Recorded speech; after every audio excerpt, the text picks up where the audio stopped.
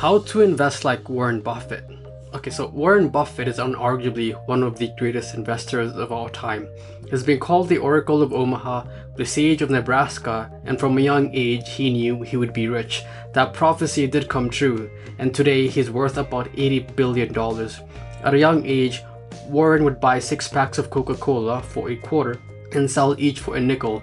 He also sold newspapers and magazines door to door.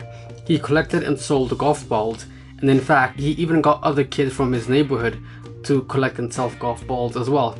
He had all sorts of small ventures. He grew up knowing he wants to make money.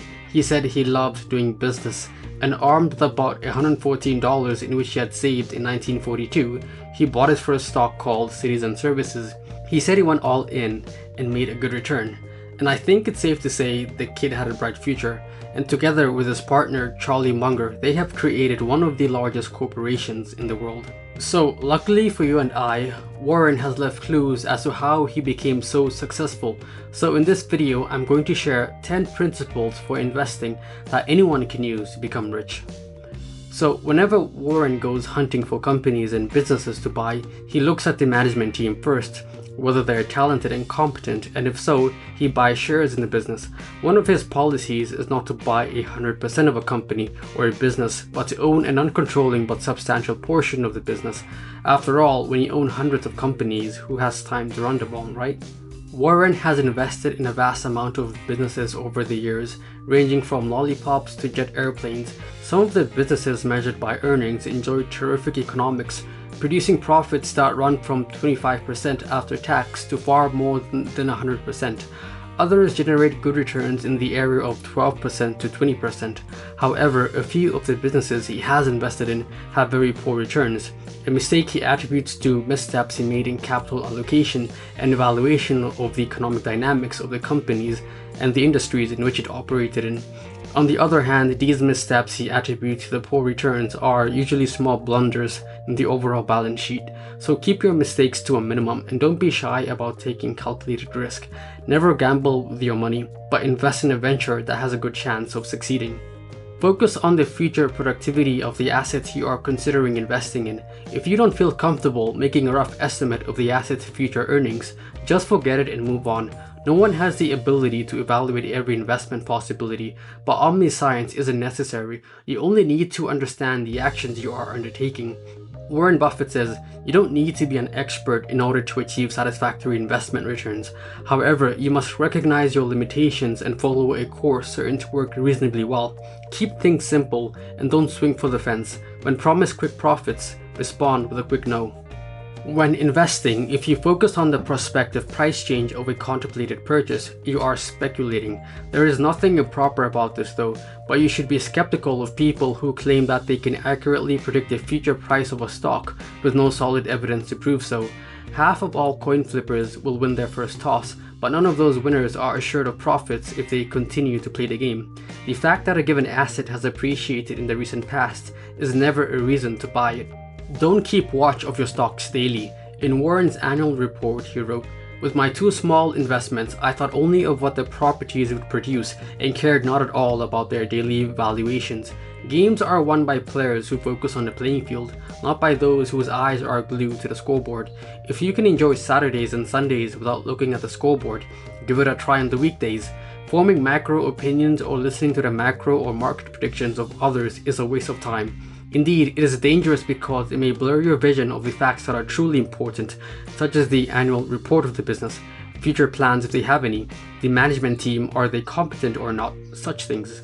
Emotions aside, owners of stocks, however, too often let their emotions and irrational behaviors of their fellow owners cause them to behave irrationally as well, because there is so much chatter about markets, the economy, interest rates, price behaviors of stocks, etc., that you are overwhelmed and end up making irrational decisions. Some investors believe it is important to listen to pundits, and worse yet, important to consider acting upon their comments. People too often become frantic when they hear chit-chat about an inside trade or deal they just can't miss on. And worst of all, they act on this false information without putting any time to research whether this information holds any merit or not. Never take investing advice from someone who doesn't have a clue about investing. The point is, Do not make life-changing decisions predicated on tips or rumors you might have overheard. Do not take investing advice from friends and people who know nothing about investing or the stock market. If your best friend or coworker is advising you to invest in a particular stock or business, don't just jump into it. Critically analyze the information he or she is providing you. Ask them where they got the information from and who gave it to them. It might actually be a good tip, but first do your own due diligence before investing. A flash crash or some other extreme market fluctuation is really bad for your average Joe, but it seldom hurts a seasoned investor, because while other people are seeing red flags and smoke everywhere, all a seasoned investor can see is opportunity. Indeed, troubling markets can be a great opportunity to the true investor if he has cash available. So always have a reserve for such moments. Warren wrote, "A climate of fear is your friend when investing. A euphoric world is your enemy. Never buy at a premium. Always have cash laying around for such times, because the market will bounce back. It always does." When Warren and Charlie buy stocks, they think of it as a portion of the business. Their analysis is very similar to that which they use in buying entire businesses. They first have to decide whether they can sensibly estimate an earning range for a 5-year period or more, and if the answer is yes, they will buy the stock or business if it's selling at a reasonable price in relation to the bottom boundary of their estimates. If, however, they lack the ability to estimate future earnings, they simply move on to other prospects. Warren Buffett said that in the 54 years he and Charlie have worked together, they have never forgone an attractive purchase because of the macro or political environment or the views of other people. In fact, these subjects never come up when they make decisions. So don't let small circumstantial issues hinder you from making a good investment. Most investors, of course, have not made the study of business prospects a priority in their lives. If wise, they will conclude that they do not know enough about specific businesses to predict their future earning power. But Warren Buffett says, "I have good news for the non-professionals. The typical investor does not need this skill. In aggregate, American businesses have done wonderful over time and will continue to do so, though most assured in unpredictable fits and starts." In the 20th century, the Dow Jones Industrial Index advanced from 66 to 11,500, paying a rising stream of dividends to boot. The 21st century will witness further gains, almost certain to be substantial. Warren says the goal of the non-professional should not be to pick winners. Neither he nor his helpers can do that. Rather, it should be to own a cross-section of business that in aggregate are bound to do well. A low-cost S&P 500 index fund will achieve this goal. It is no secret that Warren plans to give away most of his fortune to charity upon his passing. In his will, he said, "My advice to the trustee could not be more simple.